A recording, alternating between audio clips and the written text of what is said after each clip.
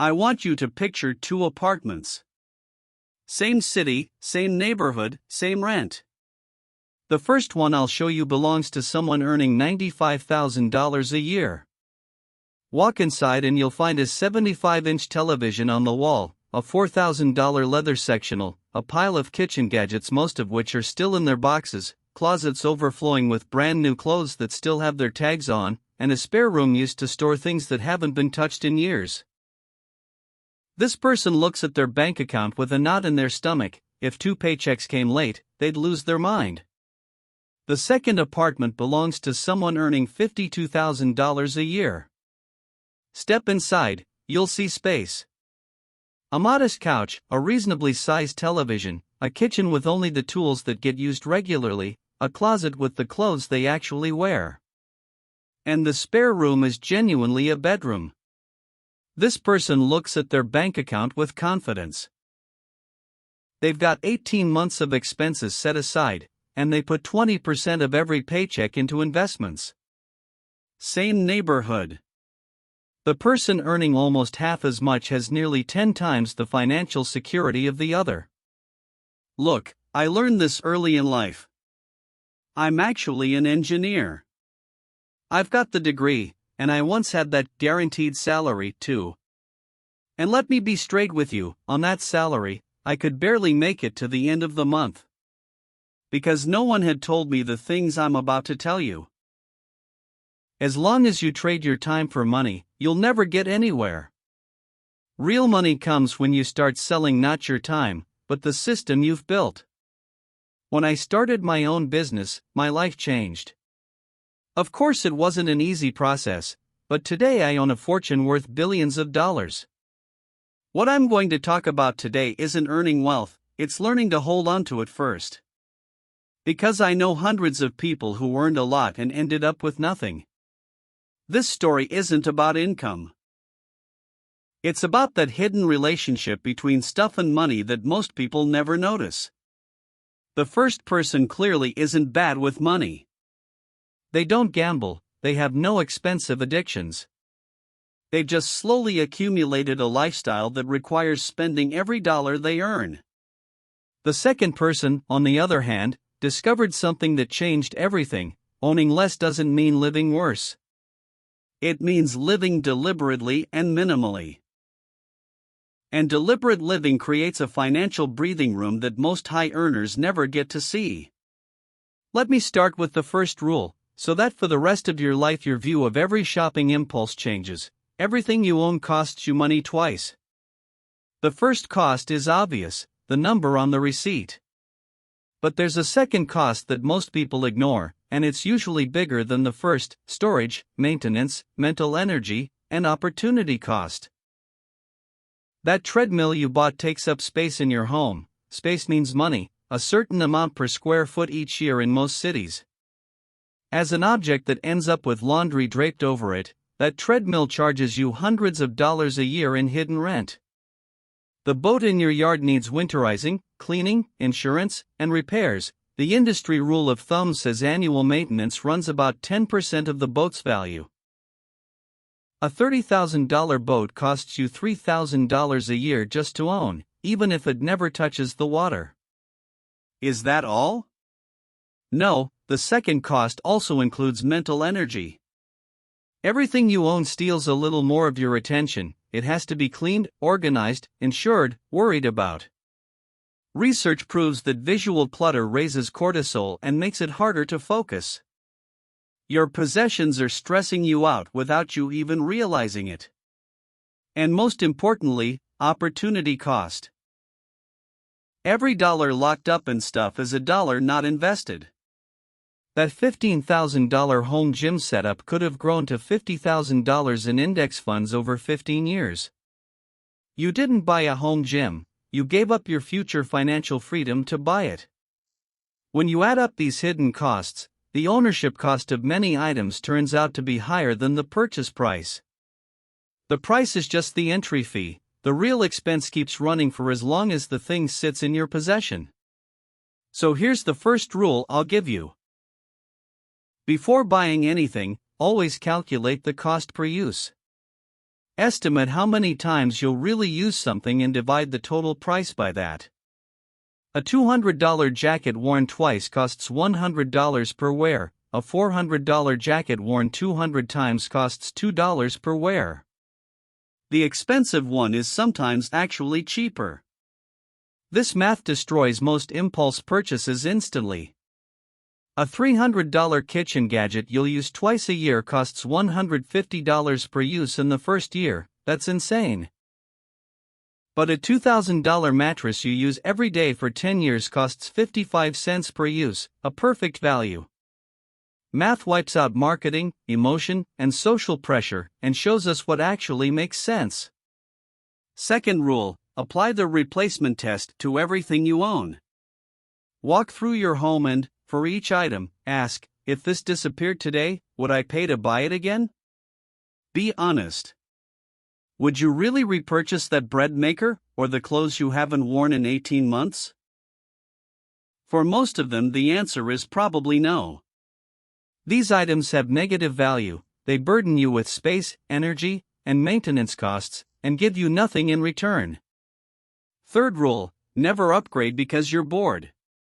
There's a pattern I constantly see in people who earn well but have nothing to show for it. They replace perfectly working things just because they're bored or because a newer version came out. The phone works flawlessly, but the new model's camera is slightly better. The car drives safely, but this year's design changed. These feel like progress, they're actually wealth draining disguised as progress. The rule is simple: never replace something that works properly. The average person replaces their phone every 2 to 3 years while the old one works fine. That's $30,000 to $50,000 over 30 years. Spread across every category, the lifetime waste easily exceeds $200,000. Fourth rule: make spending hard and saving easy. People follow the path of least resistance, because usually we don't want to leave the comfort zone we're used to. If spending is easy, you'll spend. If saving is easy, you'll save. Delete your card from websites. Set yourself a 24-hour waiting rule for every non-essential purchase. Remove shopping apps from your phone. And automate saving, an automatic transfer to your investment account on payday, a share set aside before you ever see it. These structural changes matter more than willpower, because willpower runs out during the day while your environment stays constant. The 24-hour rule alone eliminates about 70% of impulse buys. Most urges evaporate within a day. Fifth rule: count your possessions regularly. It sounds obsessive, but counting creates awareness, and awareness prevents accumulation. How many shirts do you own? Most people guess low, then find 3 or 4 times their guess.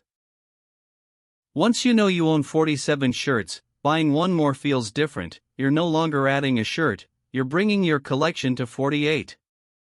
Sixth rule: rent or borrow before you buy.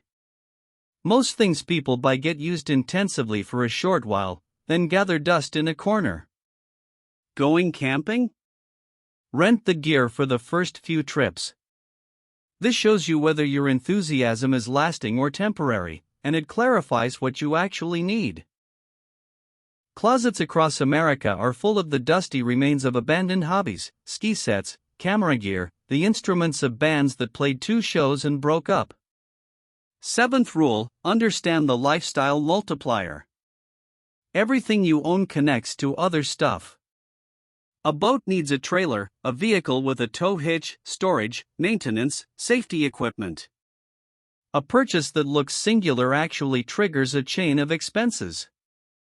A $5,000 purchase can become $8,000 or even $12,000 with all the multiplier costs.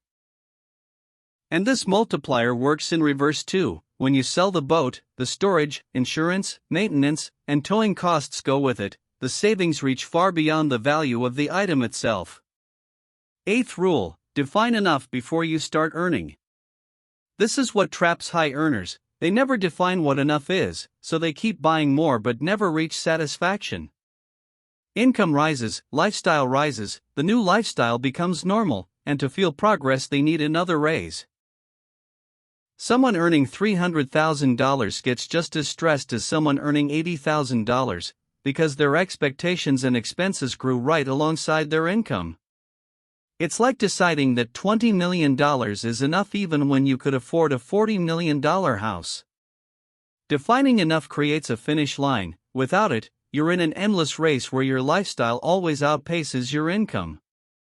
Someone who treats $60,000 a year in spending as enough and then starts earning $150,000 gets rich at an extraordinary pace. The $90,000 gap flows straight to freedom. Ninth rule: measure wealth not by what you accumulate, but by what you can choose. The conventional view measures wealth by what you own: houses, cars, visible markers of success. But real wealth is this: can you walk away from a job that's draining you? Can you take 6 months off for your family? Can you start a business without a guaranteed income? These are options only available to people who've put a serious gap between their income and their spending. Someone earning $200,000 and spending $195,000 has almost no options. They're chained to their income. Someone earning $80,000 and spending $45,000 has extraordinary options. Money locked in a car you don't need is money that can't buy your freedom. Every purchase isn't just trading money for stuff, it's trading your options for stuff. 10th rule: instead of one big annual purge, declutter cyclically. Most people do a big clean out, feel great for a few weeks, then slowly slide back without noticing. Within 2 years they're back to square one. Instead, do small, regular reviews. Removing 3 items a week is sustainable, while removing 300 items a year feels overwhelming and gets postponed forever. Regular review also keeps your awareness sharp. You see which category is growing, which mood makes you shop. Let me give you something you can start today. This week, walk through your home with the replacement test. Find 10 items you wouldn't buy again if they vanished, and sell, donate, or throw them out. This month, apply the 24-hour rule to every non-essential purchase. Watch how many urges survive the wait and how many evaporate. This quarter, count the 3 categories that pile up the most: clothing, kitchen, media. For your big spending categories, write down what enough is, and return to it when the urge hits. Here's what no one tells you: this relationship runs both ways. Owning less creates more money, but more money also makes owning less feel natural. When your account is strong, the urge to accumulate fades, because that need for security and status that feeds consumption is now met by financial strength, not by stuff. You no longer need those things to feel successful, because your bank account already tells you the story you want to hear. People often can't explain why they buy so much. The truth is that spending temporarily fills an emotional void opened by financial insecurity. Solve the insecurity with real financial strength, and the urge to spend often dissolves on its own. That's how a virtuous cycle forms: spend less, save more. Saving creates security, security reduces the urge to spend. Less spending speeds up saving. Its opposite is just as powerful but destructive: spend everything. Insecurity is born. Insecurity makes you spend more. More spending deepens the insecurity, until an outside shock forces a breaking point. Which cycle you're in determines your financial path far more than your income does. The high earner stuck in the destructive cycle builds nothing. The modest earner riding the virtuous cycle builds everything. These rules aren't about suffering or deprivation. They're about realizing that most consumption doesn't actually raise your life satisfaction. Research consistently shows that beyond a certain threshold of security and comfort, extra purchases add almost nothing to happiness. Yet most people spend as if happiness were directly proportional to spending. That second apartment I described at the start, the one belonging to the person earning $52,000 with 18 months saved, belongs to someone who applies these rules consistently. They got there not with a massive income, but with extraordinary clarity about what truly matters. The other apartment belongs to someone who never questioned the assumption that more stuff means a better life. Both lives are in front of you, no matter what you earn today. The question is simple. Will you own your possessions, or will your possessions own you? The math clearly seems to favor the first option. And so does your peace of mind.